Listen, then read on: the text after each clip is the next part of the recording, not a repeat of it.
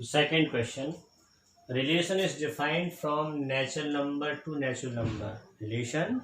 Defined relation are on the set n of natural number by R equal to set of ordered pair x y such that y equal to x plus 5, x is natural number less than 4 and xy belongs to natural number. तो ये relation का order set builder form दे रखा है और relation natural number से natural number पर defined है, यानी यहाँ पर सेट ए भी नेचुरल नंबर है और सेट बी भी नेचुरल नंबर है ना। रिलेशन ए से बी डिफाइन बताते हैं, तो यहाँ पर ए यानी सेट ए भी नेचुरल नंबर है और सेट बी भी नेचुरल नंबर है। ऐसा हो सकता है ना, सेम सेट से एक ही सेट से दूसरे सेट पर से उसी सेट पर डिफाइन हो सकता है एक रिलेशन।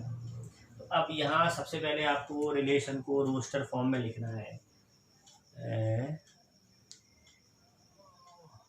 Define a relation.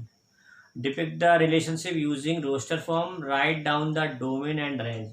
तो इसका डोमेन रेंज लिखना है और इसको रोस्टर फॉर्म में लिखना है। तो रोस्टर फॉर्म का मतलब सेट ऑर्डर्ड पेयर की फॉर्म में लिखना है इसको। तो इस तरह के ऑर्डर्ड पेयर लेंगे जो इस नियम को फॉलो करें, है ना। इस जो आपको बताया है कि x और y किस तरह से एक दूसरे के साथ रिलेशन में है।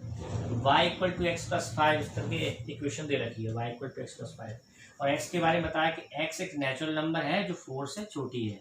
यानी आपको जो x की वैल्यू लेनी है वो कौन कौन सी लेनी है, 1 2 3 ये वैल्यूज ले सकते हैं आप x की, सारी वैल्यूज नहीं ले सकते, है ना।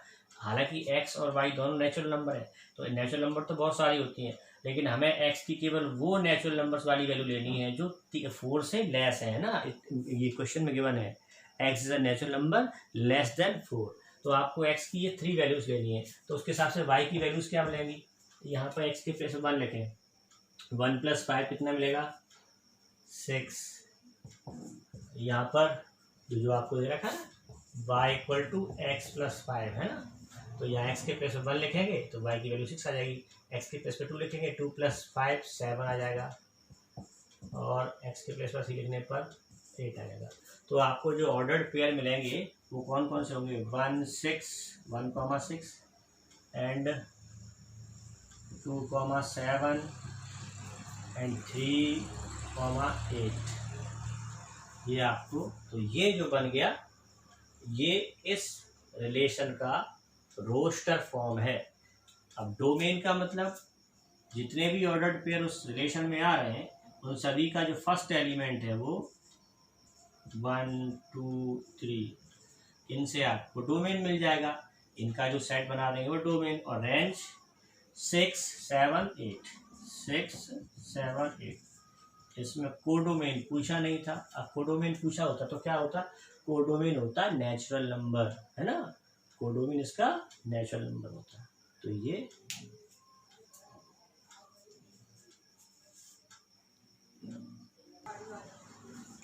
थर्ड क्वेश्चन देख लेते हैं अब।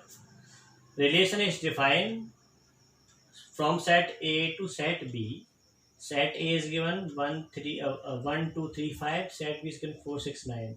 We have two sets, set A और सेट बी। रिलेशन ए से बी पर डिफाइंड है and relation is given in set builder form, set of all ordered pair x y such that the difference between x and y is odd where x belongs to a and y belongs to set b।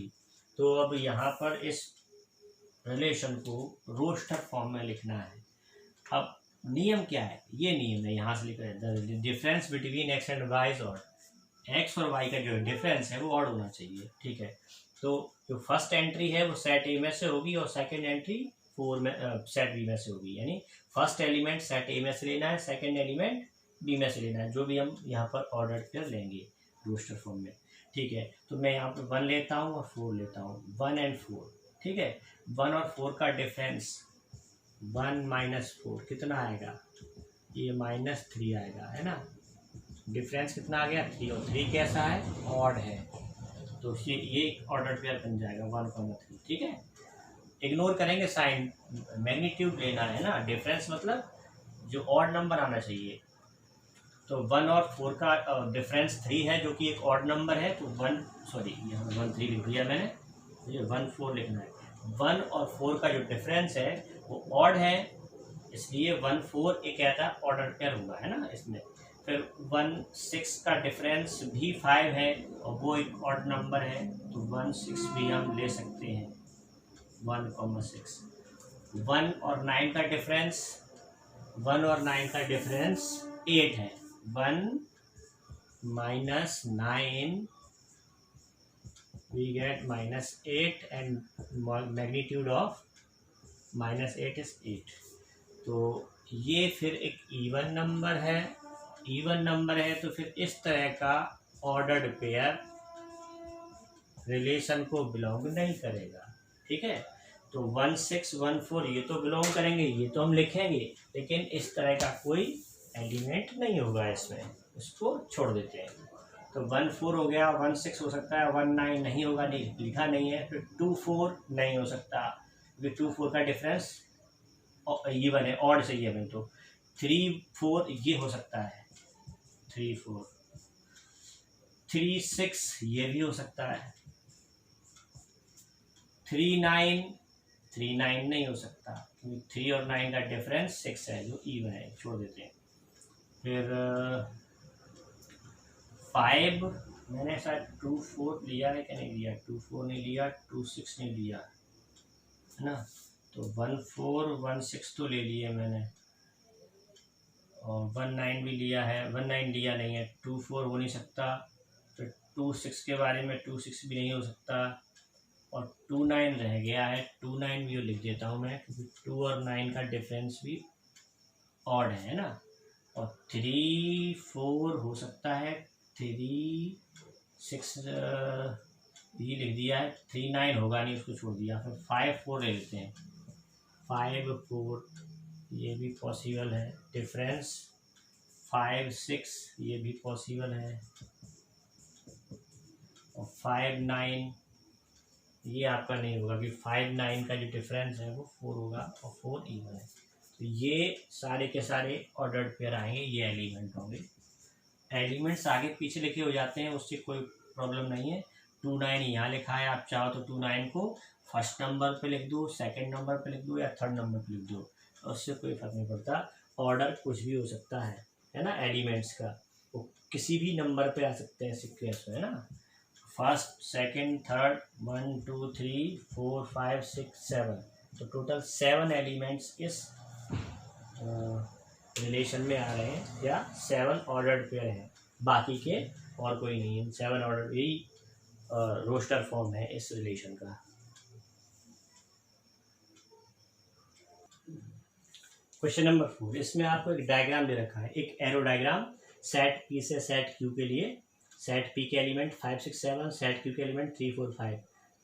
पता चल रहा है कि कौन सा element P का set Q के कौन से एलिमेंट के साथ कनेक्टेड है। ठीक है, अब यहाँ पर रिलेशन पी से क्यू डिफाइन है, हमें इस रिलेशन को सेट बिल्डर फॉर्म में लिखना है, रोस्टर फॉर्म में लिखना है, और इसके डोमेन रेंज लिखनी है। तो सेट बिल्डर फॉर्म में कैसे लिखेंगे, देखिए। Relation R is defined such that set of all ordered pair x y such that, अब 5 के बाद 3 आ रहा है, 6 के बाद 4 आ रहा है। नियम पहचानिए कि इन दोनों सेट्स के एलिमेंट में क्या 5 से यहाँ पे 3 मतलब 2 कम हो गए, 2 माइनस हो गए। 6 से 4 मतलब 6 में 2 माइनस करेंगे तो 4 आ जाएगा, 7 में से 2 माइनस करेंगे तो आप ये समझ में आ गया कि ये जो एलिमेंट आ रहे हैं, अगर हम इसको y, इन एलिमेंट्स को y और इन एलिमेंट्स को x नाम दें, तो y कैसे आ रहा है, y आ रहा है x में से 2 माइनस करने पर, है ना।